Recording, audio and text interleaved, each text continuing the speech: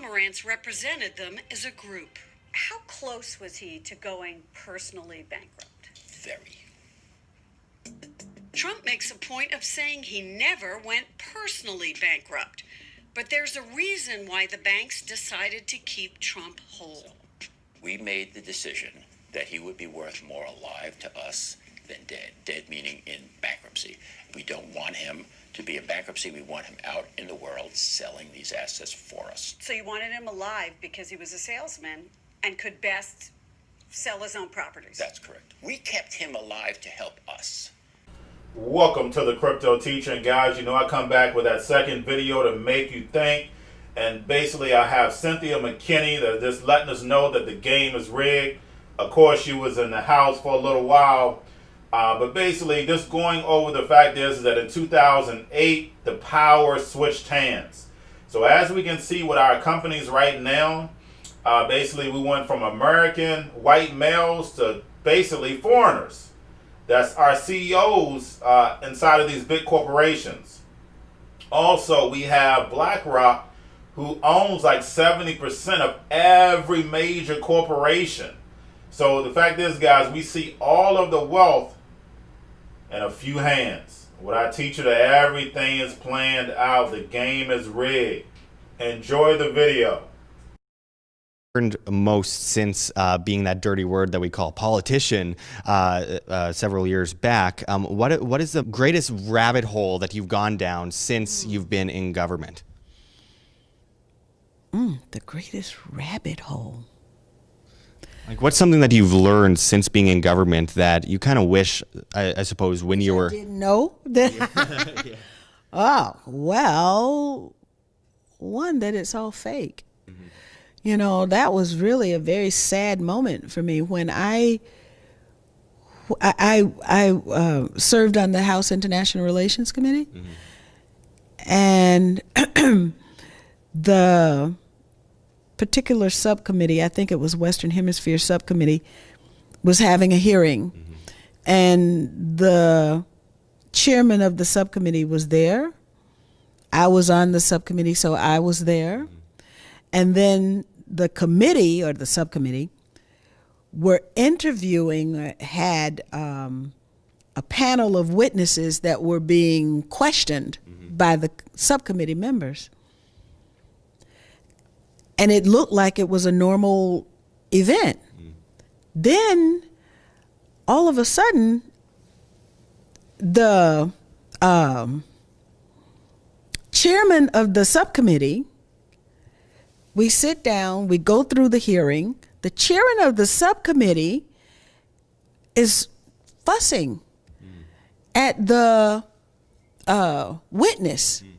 And the witness is antagonistic toward the chairman of the subcommittee. So there's some friction, there's electricity, there's something happening in the air.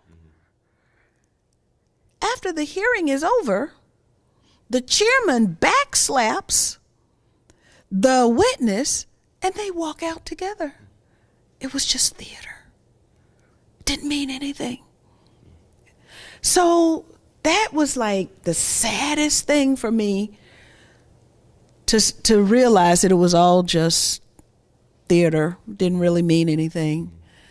And that's probably the harshest lesson, but that's the realest lesson. Mm-hmm. And while this point might not be as popular among this crowd, while I do have great respect for everyone that's speaking here at the Red Pill Expo, and Ed Griffin is a great friend of ours, I've noticed that going back as far as you can look, every president has ran on the potential for change. We've seen that for a couple hundred years now. And we've seen that with Bush. He actually talked about auditing the Federal Reserve when he was running. Obama, change we can believe in, the first black president. That sounds very anti-establishment. And then we have Trump now, and he goes under the... He's seen as very anti-establishment, and we see media's attacking him with false information, but at the same time, we also see false information in supporting him in places like Fox News, etc. The military-industrial complex looks like it's going down over here, but it looks like it's being propped up over here. Yeah. And I have to ask, this has caused a vast amount of divide among the populace. People are fighting themselves instead of the real enemy. Yes, is there a concerted effort to divide the populace? I wouldn't say just using Donald Trump, but using this, dog and pony show of politics. Oh, that's a wonderful, wonderful question. And it builds so beautifully off of, when my hopes on the Hill were shattered by watching the chairman and, they walked out arm in arm. Yeah. It was all a charade. Okay, so I would go back to Pedagogy of the Oppressed by Paulo Freire. And he outlines the mechanisms of oppression and the tools for liberation. The mechanisms of oppression are conquest, manipulation, divide and rule, and cultural invasion. The tools for liberation are cooperation, organization, unity for liberation, and cultural synthesis. So now, what does all of that really mean? What it means is that one of those tools that has been shown to be tried and true is divide and rule.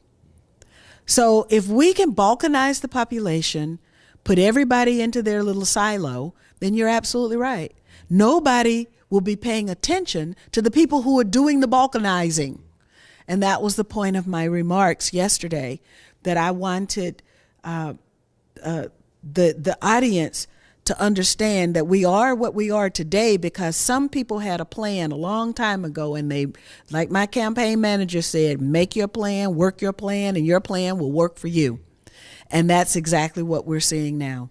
And do you see there to be a problem with, people expecting government to change things rather than you, the individual? Are we just apathetic? Are we just sitting here looking at, oh, well, Trump is going to drain the swamp and change everything. We can just sit down and relax until the next election. Do you find that is kind of starting to happen or has been happening since the election? Well, I certainly hope not, because, I think that the Hillary Clinton record was one that certainly, absolutely did not warrant her being rewarded with the Oval Office.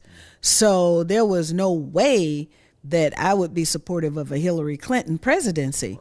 Now we've got to the point where, okay, we have to maintain that same vigilance with this president. And if we don't, then if we fall into that trap of complacency or even worse, maybe apathy, that you're talking about, then we will deserve everything that we get.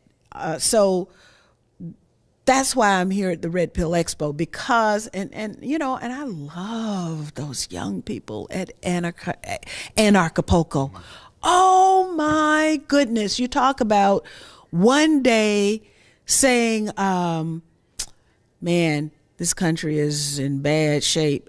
And another day saying, wow, the young people are our hope, And so you go to Anarchapulco and you emerge energized and with hope, because you see young people who get it. They understand what's happening. They understand that politics is a swamp. Washington, D.C. is a swamp. System is rigged. Maybe the system was only rigged against a few people, but now the system is rigged almost against everybody. And so that Deutsche Bank statistic that 1/10 of 1% of the wealth of the people of the U.S. own as much as 90% of the rest of us. I mean, this is like a transformation is taking place before our very eyes, and they don't want us to see it. But there was a investigative journalist who sent me something, what was it, like about 2000 and maybe 10. And basically what he did was he listed the Fortune 500 companies, and he listed the majority shareholders prior to 2007, so-called economic crisis. Been talking too much. And then he listed the ones as of like 2009. A new crew. So basically, there was a study that was done by some organization, and the article reported that now there were 3 corporations that were majority, or that were the largest shareholder in all of the Fortune 500 companies. 3. And they're not the same 3 that were prior to 2007. So basically, if the U.S. economy is the Titanic, the chairs on the deck were switched. And now those people who used to own the United States no longer own the United States, and a new crew do. Now, what does that tell us? This is something that I predicted. I'm not the only one. I took it to Michael Hudson. Michael Hudson said, absolutely yes. I don't know if you're familiar with Michael Hudson. He's an economist.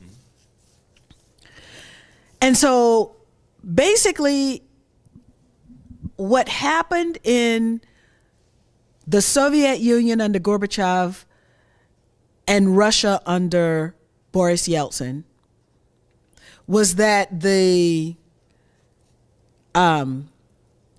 state-owned enterprises, SOEs, the state-owned enterprises in the Soviet Union, the people had been drained of all of their wealth, all of their income, all of their money, all of their savings went down to pennies on a dollar or pennies on a ruble.